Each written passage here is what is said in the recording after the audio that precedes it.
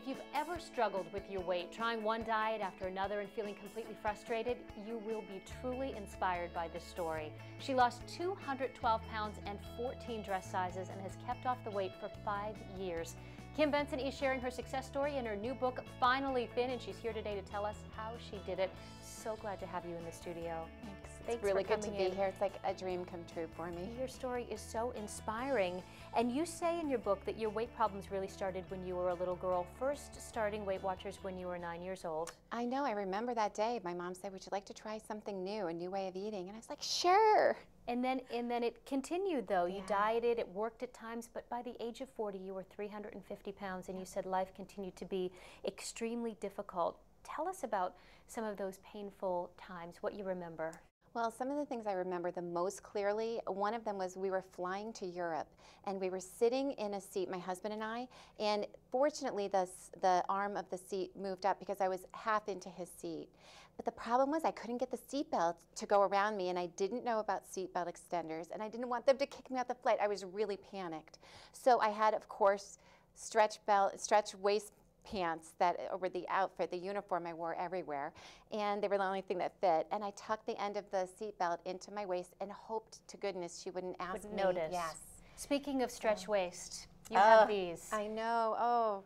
These were when you were at your biggest? These were at my biggest, and they were the highest size in the store. And I remember thinking, I knew I was still gaining daily. What am I going to do next? What's next for me? But this was about 2 months before I started my diet the last time. So. And you keep them as a constant reminder of the do. struggle and what it was like for you. Was it difficult to write about some of the painful memories because you really were sort of reliving it? It wasn't difficult. It was very cathartic. But right at the end, somebody offered to proofread my book. I wasn't thinking ahead, and they offered to proofread my book, and I said, "Oh no, then you'd know all the awful things," because it's a very honest book, and there's some hard things in there.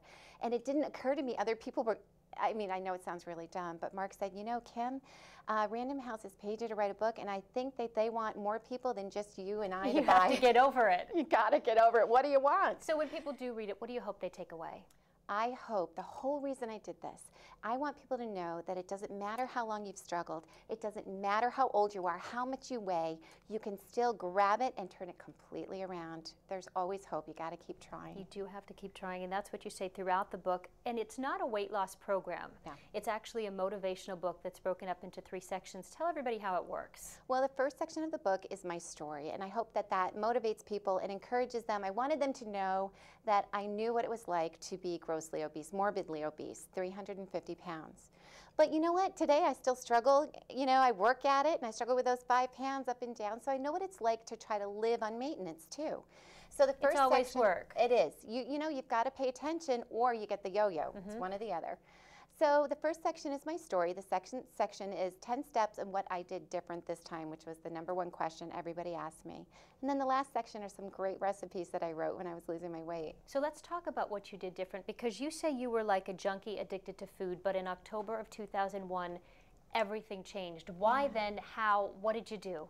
Well, it was a lifelong never stopping. I was always trying again, but it wouldn't go long, and then that inevitable fall off the diet and everything. So a lot of people think that I was just like so strong and had so much self-control and I was ready to go again, and that couldn't be further from the truth. I was broken, I was on my knees crying out to God, and I knew I was eating myself to death. And you know what, I stood up from praying that day, and the thing that I was given was the courage to try again, to try one more time, and I put everything I had in me into it.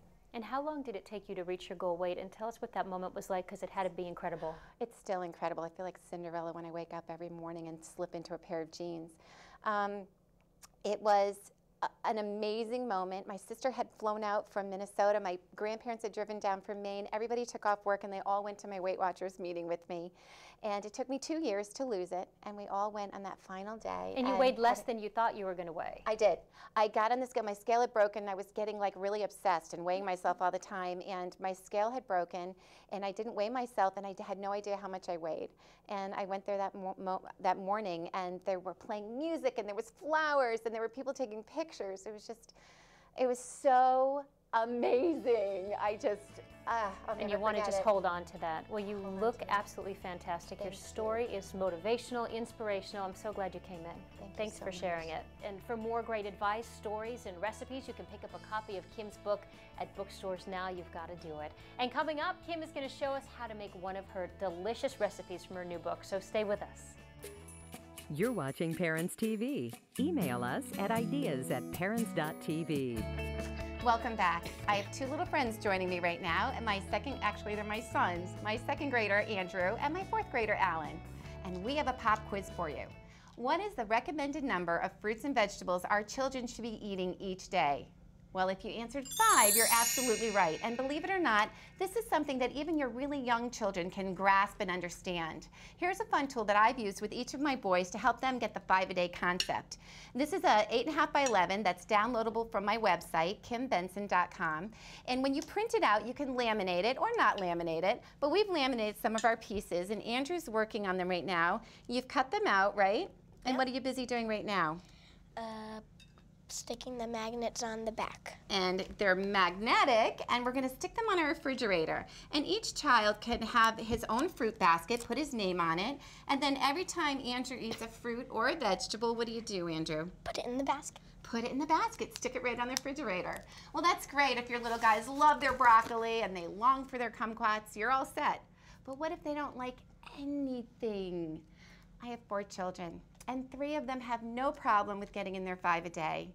And then there's Alan, right, Alan? I mean, Andrew's favorite snack is ranch dip mix and carrots, but Alan doesn't really enjoy fruits and vegetables at all. But now there's times when Alan knows he just has to eat what he has to eat, but it's really nice to try to make fruit eating a fun experience. So Alan and Andrew and I have devised a wonderful new recipe, right? And Alan's gonna show you how to do it. He's cut up some banana here, and we're gonna put it all right in the blender, right, Alan? Go ahead and pop it right in. And then he's gonna put a cup of ice, and this is a fun thing that your kids can do with you. And this is a great way to get the fruits and vegetables in if they don't like it. Just dump it all right in now. And then we've got a teaspoon of vanilla and a little bit of sugar or sugar substitute. And then Alan likes chocolate shakes. So we're gonna add a little bit of sugar-free chocolate sauce and put the lid on and go ahead and start the blender there, Al, right here on the end. Let's add the milk in. 1.5 cups of milk. There, we got the ice chopped up. Now we're adding our milk, one of the most important parts there. Okay, go ahead and start the blender.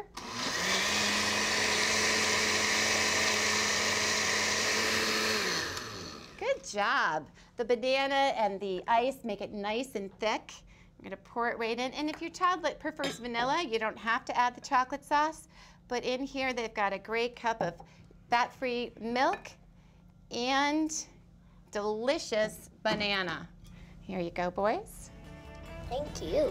Help your kids to make their food experiences really enjoyable, but most of all, moms and dads, set a good example for them. Help them learn and remember that 5-a-day concept as they grow and grow and grow. And don't forget to check out our kimbensen.com website for more tips, recipes, and healthy eating ideas for you and your family. For Parents TV, I'm Kim Benson.